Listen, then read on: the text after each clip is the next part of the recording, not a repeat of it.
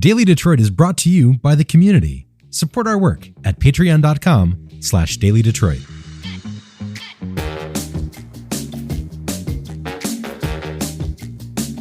Hello, everyone, and welcome to your Daily Detroit for Friday, May 31st, 2024. I am Jer Stays, coming to you from the Grand Hotel as we wrap up the Mackinac Policy Conference. Now, normally we have Devin O'Reilly on Fridays. Well, you've already heard from him this week. It's a bit of a topsy-turvy thing. We're getting right back into it when we get back to Detroit at Tech Town. But I have somebody who, well, not Devin, I find very entertaining as well, and also very informative. A returning offender to the Daily Detroit podcast, Representative Mike McFall currently of the 8th District. Welcome back to Daily Detroit. I figured with the policy conference being about policy, may as well talk to somebody that we know that is in the trenches, shall we say, and be able to talk to us about what's actually going on out there, what we should be thinking about, and kind of what's moving. So welcome back, man. Thank you for having me. I appreciate the opportunity to come back. Yeah. Now, before we get started, I do feel like we do need to do a little bit of housekeeping, is that you will no longer be my personal representative soon because of changes in districting. So why don't we unpack that really quick so people know? Yeah, so I will still represent House District 8 for the rest of this year, which includes, as you know, Madison Heights, Hazel Park, Precinct of Ferndale, Detroit, and Highland Park. So it goes from 14 Mile all the way down to where the Whitney restaurant is. So, right, including both my place and the studio. Correct. I do have a new district, but because there was redistricting, there was a federal lawsuit that selected 7 districts, but they ended up editing 15. Oh, really? Okay. Yeah, because once you start editing, and you start pulling away from one district and shifting around, it kind of causes a little bit of a domino. It's like redoing a living room, but yes, far more important. Yeah, right. So my new district, which I am campaigning for this year, that will be House District 14, which still includes Madison Heights and Hazel Park, but now at about 9 Mile to 12 Mile, it goes into Warren, all the way to Hoover, and picks up Centerline. And just in case people didn't hear on the last time you were around, Hazel Park's kind of like your home and stomping ground. It is. I was on Hazel Park City Council, and I live in Hazel Park. So let's get into it. The themes of this conference about bridging people together, talent and attraction, making this a more attractive place to live, all that stuff. All of that in some way, shape, or form touches the state legislature. So you've been busy, I understand. Yes, very busy. And we are looking at, because as you may know, Jason Morgan, Rep. Morgan out of the Ann Arbor area, him and I are the co-chairs of the Public Transit Caucus, the first time that a caucus has been formed at the legislative level, and it's bipartisan. So we have elevated the conversation from local level to the state level of public transit. And one of the things we're working on right now is the SOAR Fund, a Strategic Outreach and Attraction Reserve. And as you know, we've used that fund to attract businesses to our state. We now have a bill package that will reconfigure it and include public transit as well as affordable housing and as well as placemaking for communities.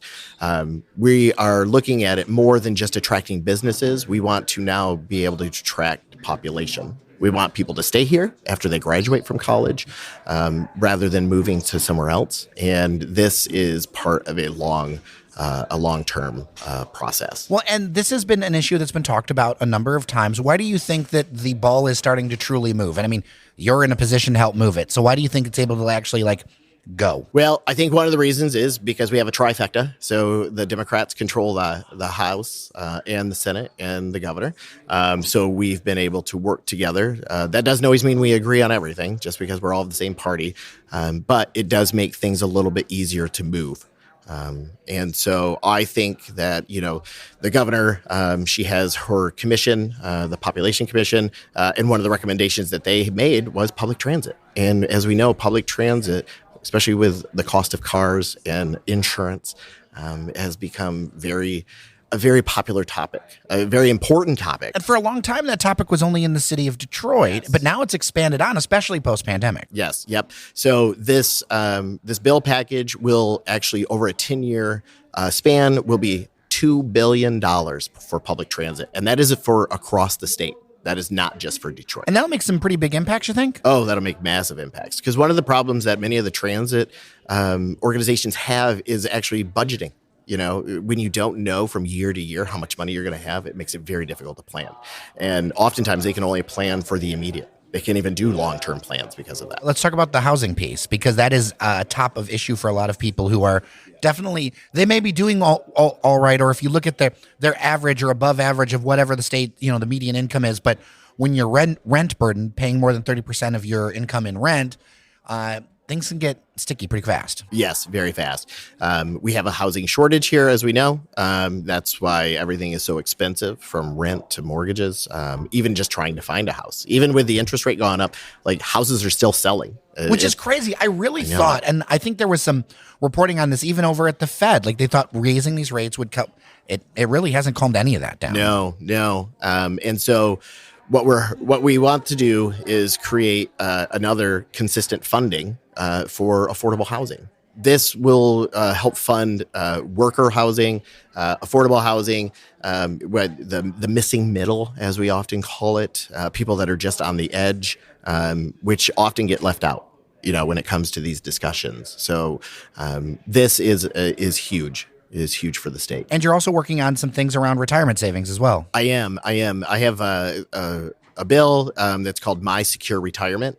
What it is it's very similar to the College Savings 529 program, because a lot of small businesses can't afford to have a retirement savings program. And about 41% of Michigan's workers actually do not have access to our retirement savings. So what this does is it creates, much like the 529 college savings program, it's an auto IRA, and the business will sign up the employee, and they'll start contributing to the IRA. It'll follow the employee. It's their money. So it won't stay at the business. You won't have to roll it over and do all of those things. But our end goal is to keep people off from public assistance as they age.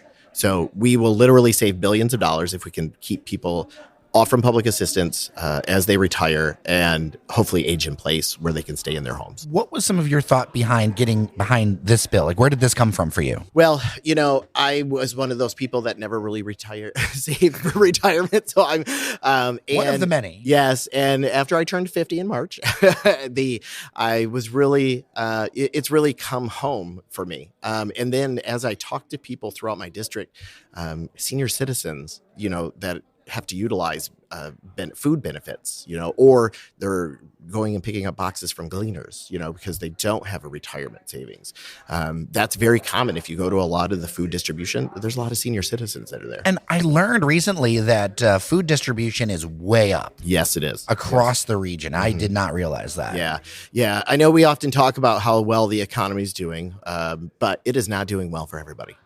Yeah. I think that's very clear. Well, my thought is with some of these proposals you're talking about is to try to help address those inequities. Am I right? Correct. Yes. That's what we're trying to do. One of the themes that I appreciate Speaker Tate pushing this entire session has been people-centered legislation.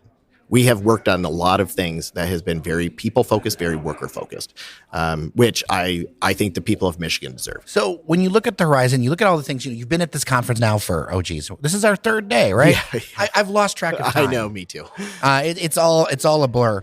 But what do you see kind of tied between that's happening here at the conference and then the work that you're doing and stuff that might be ahead? Well, there's been a lot of conversations. That's one of the things that I like about this conference. While it is very tiring because it's very long days. If you can hear my voice is pretty shot. Yeah. It's very long days. I will tell people that this is not a vacation up here. It is definitely not a vacation because I've already had probably about 6 meetings this morning.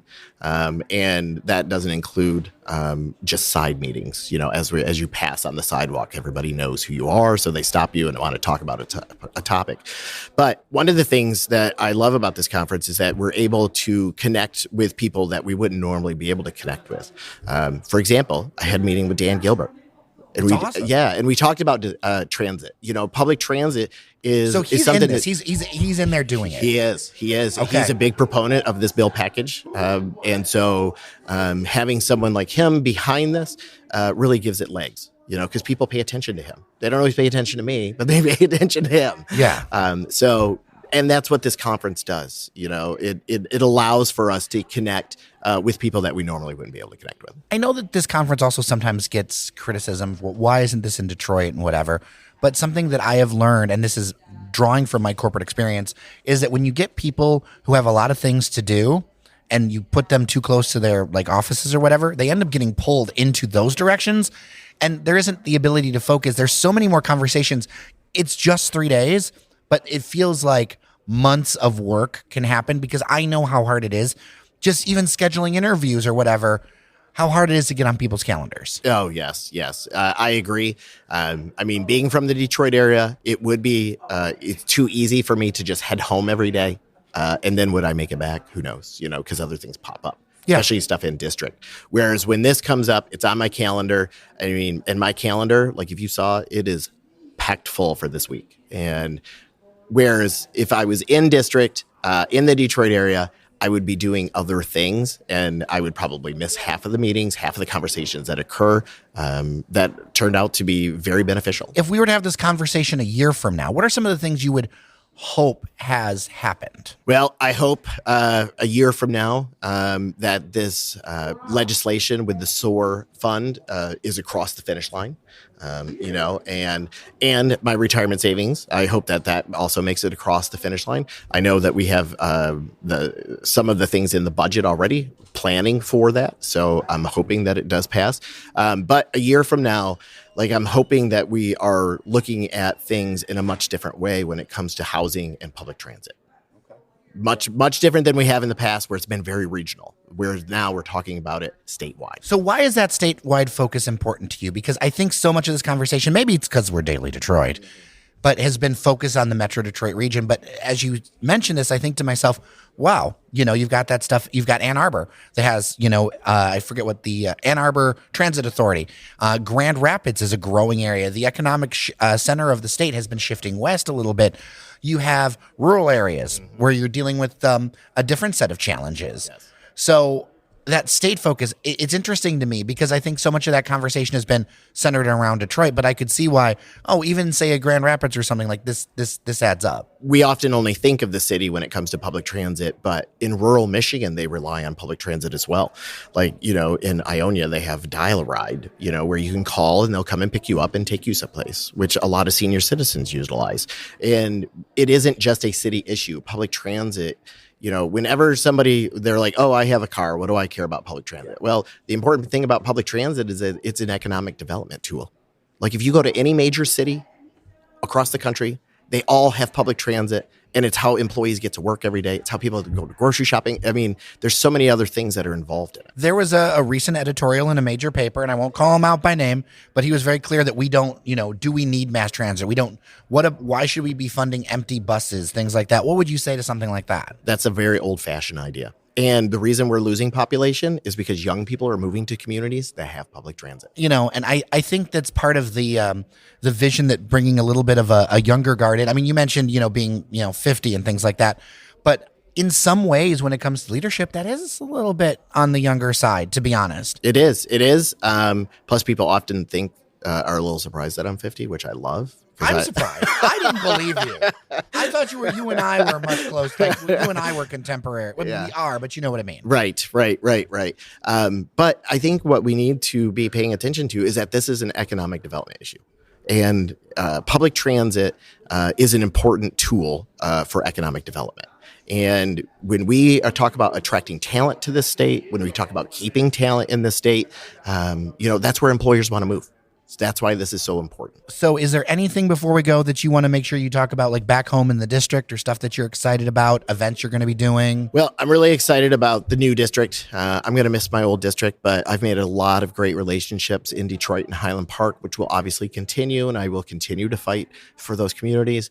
But I'm really excited about my new district, which includes part of Warren and Centerline and Madison Heights and Hazel Park. It'll be a change, but it'll be a positive change. Well, and it's pretty geographically more compact, It really is. It really is, because my current district is a very long, weird shaped district. Question: do you still get one precinct of something? No. Okay, that goes away. Yes. Yep. I lose that one precinct, which technically was actually a half a precinct that Ferndale had to turn into a full precinct when they gave it to me. Yeah, because I was wondering, because last time we talked, if there was anywhere in that map that were kind of curious or interesting in the new map for you. Yeah. Luckily, with this new map, I don't have anything like that, which makes it difficult, and it's often confusing for people. People don't understand because and the other thing that's very confusing is the constant changes, which it seems like it's been constant changes because we just redistricted and then we redistricted again because of the lawsuit. So it's very confusing for people. And there's a lot of other resources that go on with that, right? Like I assume you guys have offices and stuff. We do. We have offices, and the office and the House office building, they are actually assigned to district. So I will have to move from the House District 8 office to the House District 14 office, which is down the hall, and everything that goes along with that. So it's interesting because we still get phone calls for the previous rep that represented House District 8, which actually is Stephanie Young, and who's a Detroit rep. Because it's kind of interesting how they do that. Something, I don't know why they always do things the way that they do, that the state does. It's just like tradition or history. I don't know. So there is a lot that goes into that with reprinting of letterhead and business cards and all sorts of things. So, which to me is a huge waste of tax dollars, but that's a whole different topic. Well, Representative Mike McFall, thank you so much for stopping by Daily Detroit, and I appreciate you being so open and sharing what's kind of happening behind the scenes. It's exciting to see that all these people who are very involved in the city and the region are really pushing together to make something happen this time. I feel good about that. I do too. I'm so excited about, that we now look at Detroit as a metro area, whereas it used to be the city versus the suburbs. And I'm really excited to see that, that we're moving beyond that. Well, with that, we are done for today and the week. Special shout out to producer Cheyenne Oserini, who's been joining me up here on the island, helping everything, all the boats. I would say trains, but it's the boats run on time when you're on an island. Also, thanks to engineer Randy Walker, who's been editing these episodes so that we don't completely fall over tired. Thank you, of course, so much for listening. Make sure to support us on Patreon, patreon.com/Daily Detroit. Without listeners, we can't make this happen. Now, for the last time from Mackinac for 2024, I am Jer Stays. Thank you so much for listening. Remember that you are somebody, and we'll see you around Detroit.